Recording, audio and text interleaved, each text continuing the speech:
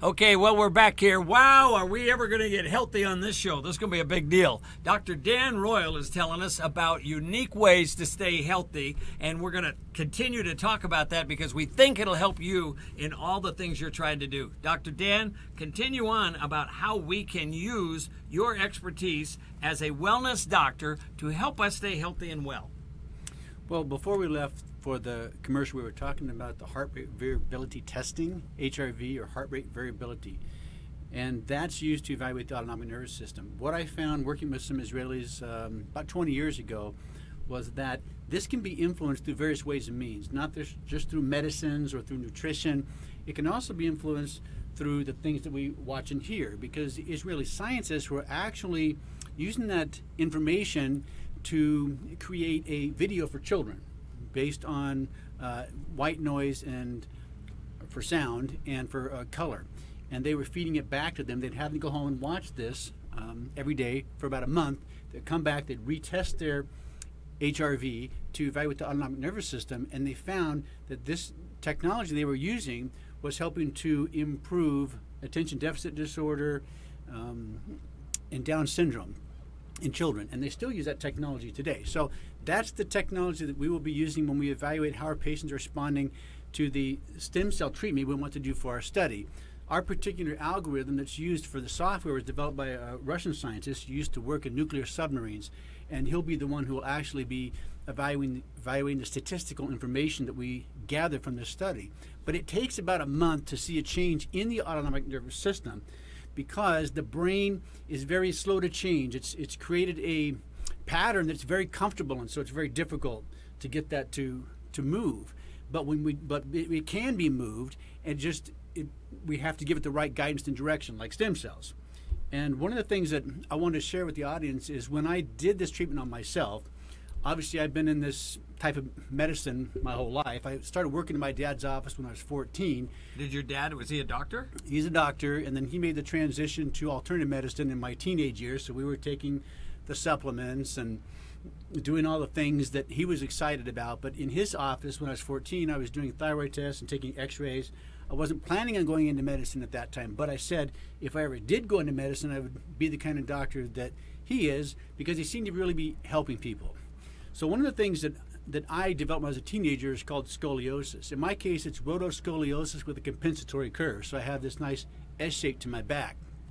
And I dealt with that over the years through various ways and means, through using a heel lift, chiropractic treatments, through prolotherapy, yoga stretching exercises, even just exercise itself helped it to feel better.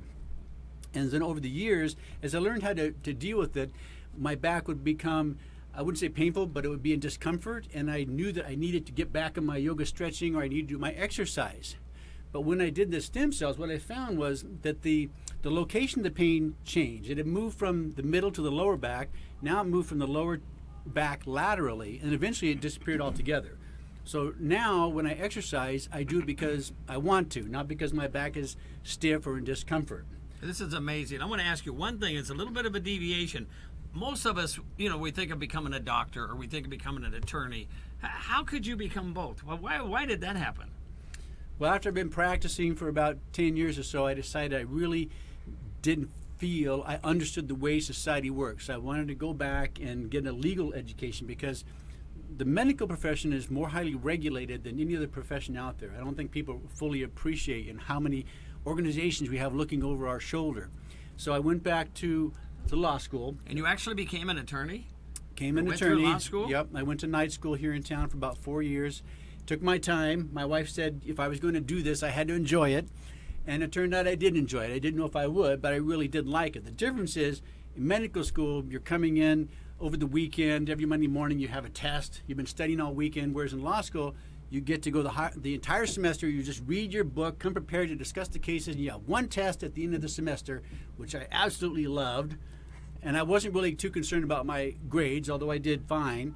And I did take the state bar and pass it. In fact, before I took the state bar, I even took the United States patent bar and passed that. So I became a patent attorney, which is one of the reasons the stem cell technology interested me, and for which we did file a patent for what we're doing.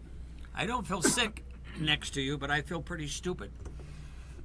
Huh? You're not the only one. I'm sure there's a good reason for that. This guy's absolutely Are brilliant. there things called smart stem cells that you put them in and it makes you smarter? I only have one active neuron left. And he's way overtaxed, so I can't even imagine. Well, it's a compliment to you to do that, and then to share that with all of us. Is there somebody you want to bring in, Larry, or anything on these things that we're talking about to make sure that we get everything across to this beautiful audience that we have?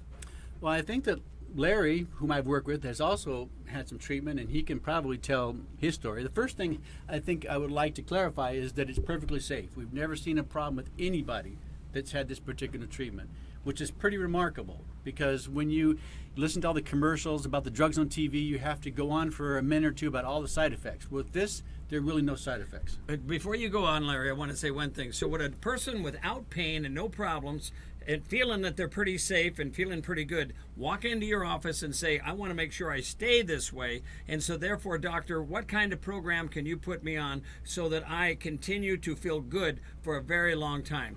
Can you take that kind of a patient as opposed to one that's already sick or has a problem? We can take both types of patients, and what we try to do with our patients in general is we try to use what's called synergy. So as opposed to just depending on medications or just depending on homeopathics, we tend to use a blend of things. So we might use some bioidentical hormones, we might use a supplement or two, we may use a homeopathic. So we tend to use things in combination. The reason I say this is because years ago there was a study that was done that showed that if you just did acupuncture, you'd help about 30% of your patients, which is basically placebo. And if you look at the studies on medicines, they're basically helping about that percentage of people. Now, when you combine it with something like nutrition, maybe you're up to 50%. You combine it with homeopathy, now you're up to 60%. You combine it with bioidentical hormones, you're maybe up to 80%. So these things can be all used together to address the same issue, but they get there differently and work in synergy. Okay, let's bring Larry back into it. Larry, you went to see him also as a patient. Besides the fact that you brought this unbelievable technology to him, you also were a patient of his at one time, right? Right. I think I had 4 treatments, but I want to clarify something here. Stem cells are so important. If we don't make them, we will die. They fix everything. There are stem cells for the outer skin. There are stem cells for a tissue like your lungs and your heart. There are stem cells for your brain. And if we have a lot